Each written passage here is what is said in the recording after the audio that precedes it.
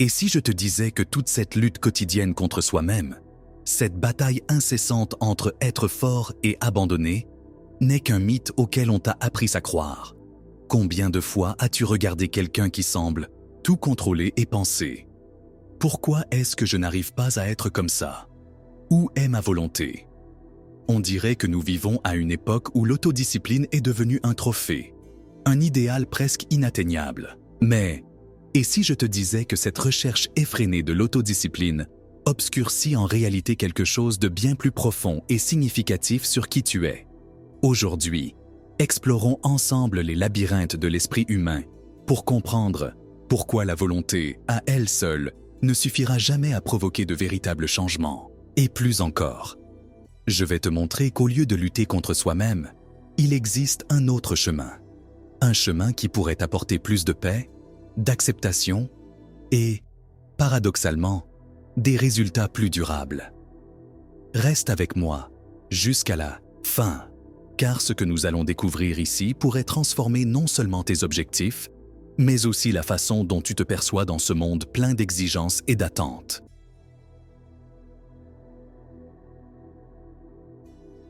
Chers auditeurs, aujourd'hui, je voudrais vous inviter à réfléchir sur un sujet qui imprègne une grande partie des conversations modernes sur la productivité, le succès et le bien-être, l'autodiscipline.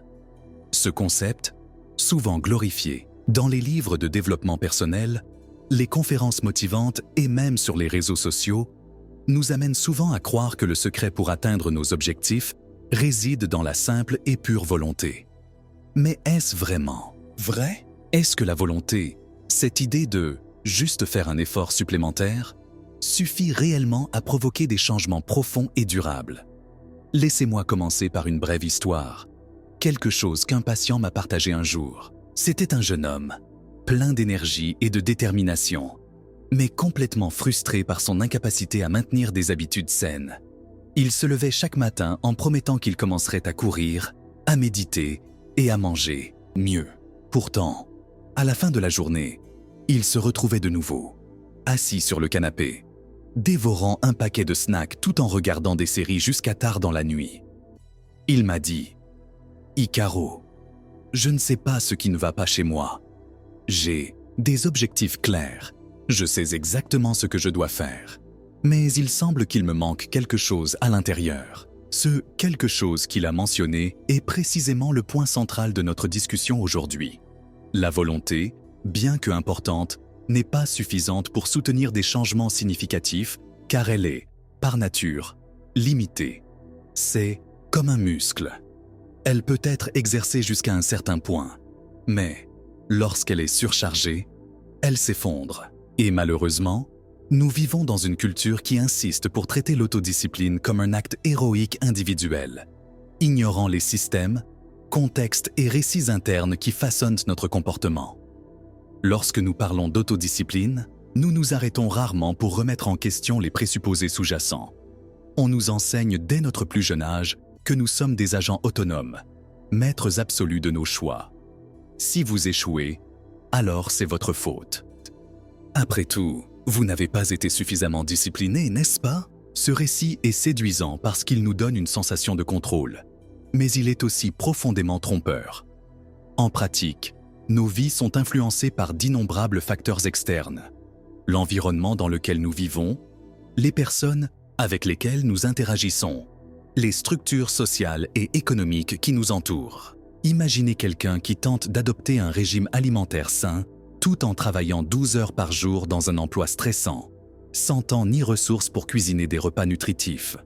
Ou pensez à quelqu'un d'autre essayant de développer une routine d'exercice physique dans une ville violente où marcher seul la nuit représente un véritable danger. La volonté, aussi forte soit-elle, aura du mal à surmonter ces obstacles systémiques. Et il y a encore un autre élément crucial, nos histoires personnelles. Chacun de nous porte en lui des souvenirs, des traumatismes, des croyances et des schémas émotionnels qui ont été façonnés tout au long de sa vie. Souvent, ce que nous appelons manque de discipline n'est qu'un reflet de ces couches cachées. Peut-être que cette personne qui mange de façon compulsive cherche du réconfort pour une douleur émotionnelle ancienne. Ou peut-être que cet étudiant qui procrastine constamment fait face à de profondes peurs d'échec ou d'inadéquation. Dans ces cas, insister uniquement sur la volonté serait comme essayer d'éteindre un incendie avec un verre d'eau. Si la volonté est limitée, que pouvons-nous faire pour faciliter les changements positifs? C'est ici qu'entre en jeu un concept fondamental, le pouvoir des habitudes et de la conception de l'environnement. Permettez-moi d'expliquer. Imaginez que vous décidiez de lire davantage de livres. Au lieu de dépendre uniquement de votre volonté, pour prendre un livre chaque soir, vous pouvez apporter de petits ajustements dans votre environnement qui rendront cette tâche presque inévitable. Par exemple, laissez un livre intéressant sur la table de chevet, où il sera visible dès que vous vous préparez à dormir. Réduisez les distractions, comme le téléphone, en le mettant dans une autre pièce avant d'aller au lit. Ces ajustements, subtils, peuvent sembler triviaux, mais ils ont un impact énorme car ils éliminent les barrières et créent des opportunités pour que le nouveau comportement se produise naturellement. Les habitudes fonctionnent de manière similaire. Lorsque nous répétons certaines actions de manière consistante, elles commencent à s'automatiser, libérant de l'espace mental pour d'autres activités. Cela signifie qu'au lieu de dépenser de l'énergie à essayer de décider si vous allez ou non adopter une bonne habitude, vous l'exécutez simplement, sans trop réfléchir. C'est comme se brosser les dents le matin. Personne n'a besoin de rassembler de la volonté pour le faire. C'est quelque chose qui fait déjà partie du flux quotidien. Mais voici le défi. Créer de nouvelles habitudes nécessite de la patience et de l'autocompassion.